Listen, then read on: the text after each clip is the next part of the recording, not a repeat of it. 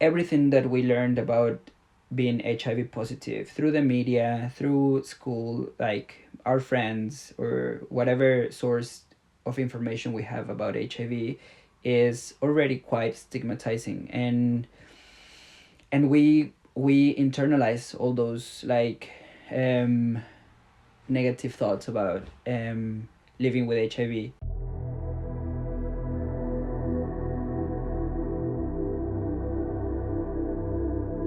I was diagnosed in 2014. I was living in Mexico, and it was a very chaotic day.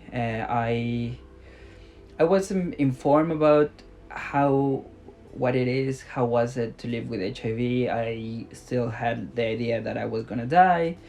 I had to learn about it on my own, but at the moment I had a very supportive network of friends that I love, and they helped me calm me down. And now, like I don't know how many years after, I think about it, about when I got my diagnosis, and I almost laugh about it in terms of like, wow, you were making such not a drama, but I was just like being like over the top because I didn't have the information, and that's what happens when you don't have information. You panic and you are scared, and nowadays I have so much information that I want to share with other people, and I don't want people to go through the same that I went through. And another thing that happened after my diagnosis was like the love towards my body changed. I feel like I was in a self-destructive behavior sometimes with my drinking, my use of recreational drugs. And even though I'm like always like, oh yeah, it's a social use or recreational use, there is a little bit of self-destruction in there. Yeah, I think that changed with my HIV diagnosis. I am more conscious and more aware of how I treat my body, and the decisions that I make are also more conscious. I have felt stigma. I have lived stigma after my HIV diagnosis, in different situations, in medical appointments, in having sex with people or about to have sex with people.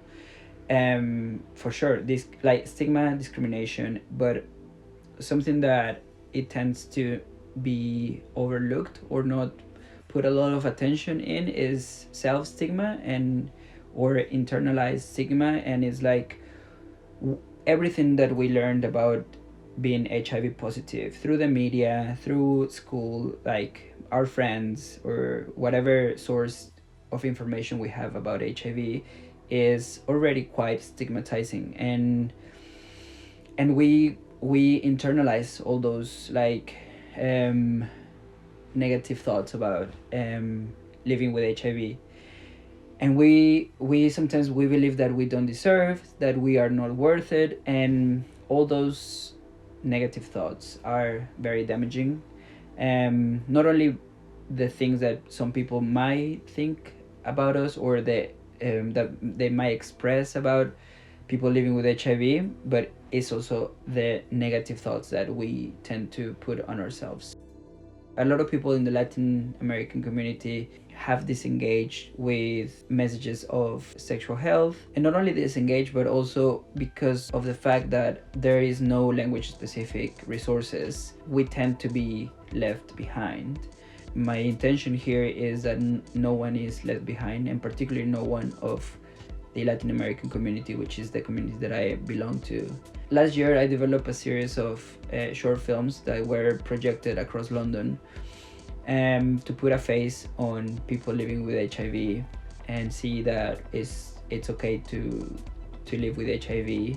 I want to use this opportunity to remind people that people living with HIV and that are on effective treatment cannot pass the virus. That's a fact. It's science behind it. Google U equals U, and it's undetectable means untransmittable. So I will just remind people that we cannot pass the virus, and also encourage other Latinos that are living in the UK to reach to other Latinos. We are here, we're far from home, and we can support each other.